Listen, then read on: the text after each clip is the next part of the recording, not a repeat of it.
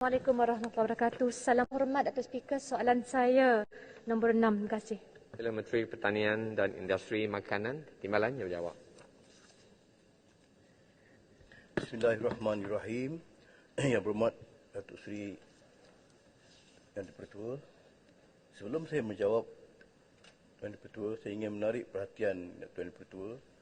Soalan ini mempunyai dua perkara yang berbeza, yang sebenarnya tidak selari dengan peraturan Dewan. Walaupun saya telah membuat persediaan, saya mohon kerjasama Tuan Dipertua membuat tafsiran. Datuk Speaker, saya nak tambah. Sebenarnya keputusan biar berkait dengan penerimaan ataupun penolakan sebarang soalan terletak dengan Speaker. Ya. Ini kali pertama dalam Dewan yang berhormat, Timbalan Menteri. Terima kasih Yang Berhormat. Ya, saya rasa tak begitu, nak mohon tak boleh tafsiran diterima daripada Tuan langsung. Dipertua. Memandangkan soalan ini dah diluluskan oleh pihak Dewan Rakyat. Sama ada saya menurut. Kalau Jawab saya sajalah ikut kalau pada dah serius. Peraturan ini, perkara 23, 1R2, dia kata mudah saja, dia kata. Saya boleh jawab, tak ada masalah, saya buat persediaan. Sila jawab. Tapi kalau saya jawab ni panjang cerita dia. Kalau Tuan Dipertua setuju, saya boleh buat. Saya minta supaya jawab soalan. Kalau saya boleh jawab, pasal panjang. Jawab Pasal dulu. dia ada dua perkara. Jawab je dulu. lah, Yang berbeza. jawab je. Masa, ya. Speaker dah suruh Boleh? jawab. Sila YB jawab, jawab, sila YB. jawab. Boleh. Kalau boleh, saya jawab. Terima kasih Tuan Dipertua. Pertamanya, Mafiz menerusi jabatan dan agensinya telah melaksanakan pelbagai usaha dan inisiatif bagi mewujudkan sokongan ekosistem rantaian bekalan yang konsisten dari peringkat pengeluaran sehinggalah ke peringkat promosi dan pemasaran. Di peringkat pengeluaran dan pemrosesan, antara bantuan yang telah disediakan adalah pertamanya program Agropreneur Muda yang bertujuan untuk membantu dan menggalakkan penglibatan golongan muda dalam bidang pertanian.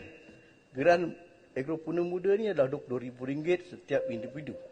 Lepas itu, dalam masa yang sama kita ada menyediakan pakej pembiayaan dengan kadar faedah serendah 2% tahun dengan had maksima daripada Tekun Nasional sehingga RM50,000 dan Agrobank sehingga RM200,000 bagi setiap projek.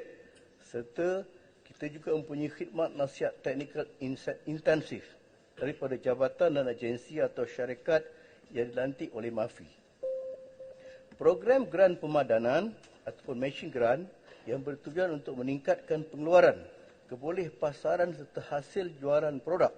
Terdapat dua bentuk geran pemadanan di bawah program ini, iaitu yang pertamanya dengan izin Change Upgrade Product ataupun CUP bagi membantu usahawan di peringkat mikro melalui geran padanan dengan nisbah 70% kerajaan, 30% usahawan dengan kadar bantuan maksimum kerajaan sebanyak RM60,000.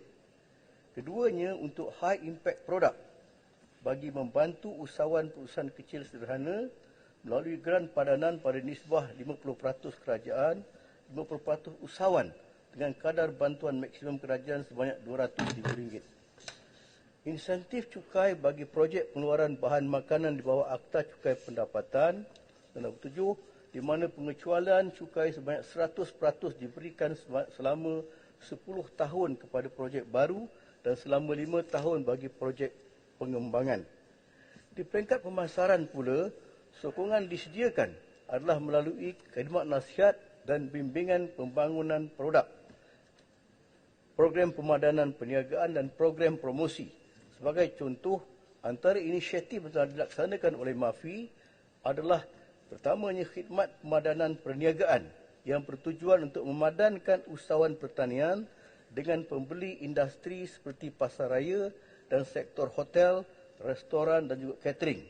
Melalui inisiatif ini, usahawan daging tempatan iaitu Al-Quds Livestock telah berjaya mendapat pasaran di 20 rangkaian lotus di sekitar Lembah Kelang pada tahun ini dan kini dalam usaha untuk mengembangkan pasaran ke lotus zon utara. Keduanya, program pembangunan Export Management Company EMC yang bertujuan untuk mempertingkatkan penerokaan pasaran ekspor melalui pembangunan jenama di pasaran luar negara. Melalui inisiatif ini, pengeksport dan juga pengimport dibangunkan sebagai pemasar produk pertanian dan agromakanan di pasaran global melalui konsolidasi pelbagai stock keeping unit ataupun SKU dari beberapa jenama tempatan di bawah satu jenama. Ketiganya, program pemerkasaan galakan pasaran dan ekspor yang bertujuan untuk memperkukuhkan akses pasaran sedia ada dan meroka akses pasaran baru. Ia dilaksanakan oleh pejabat penasihat pertanian yang kerjasama bahagian dan juga jabatan serta agensi MAFI serta agensi luar seperti Matrade melalui penyertaan dalam program Expo, pameran perdagangan, in-store promotion dan program promosi. Untuk jawab soalan 2 pula, ini panjang ni. Kita bagi Jawatan untuk maklumat yang berhormat, Timbalan Menteri, waktu kita bagi soalan tambahan dulu. Saya bagi peluang. tak, saya jawab yang kedua ni. Baik, sila.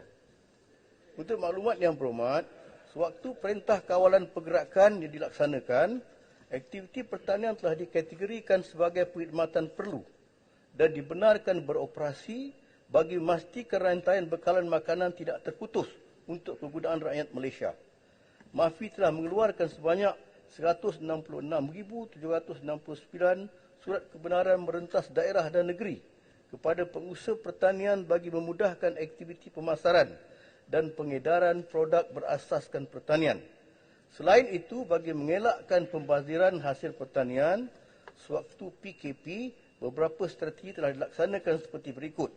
Yang pertamanya, untuk meningkatkan akses pengeluar terhadap pasaran runcit apabila pasar borong dan pemborong mula mengurangkan belian akibat pengurangan permintaan dari sektor institusi.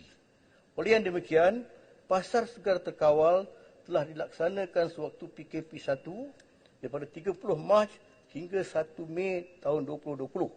Lepas itu PKP 3 daripada 1 Jun sehingga 11 September tahun 2021. Keduanya, meningkatkan kecekapan pengedaran melalui kerjasama strategik dengan penyedia perkhidmatan first mile daripada ladang ataupun pengeluaran kepada hub pengedaran atau pelanggan dan the last mile to hub pengedaran terus kepada pelanggan seperti pos laju, CityLink, Line Clear, Lala Move, GDEC dan sebagainya. Kerjasama ini memberi pilihan kepada pengeluar untuk mendapatkan perkhidmatan pengantar kepada kos yang lebih rendah, membuka alternatif pasaran dalam talian melalui portal e-dagang seperti AgroBazaar Online, Marketplace AgroBazaar Malaysia di Shopee, Shop Malaysia Online di Lazada dan juga Asia Farm. Strategi ini dapat mengurangkan kebergantungan pengeluar terhadap kaedah pemasaran fizikal sahaja.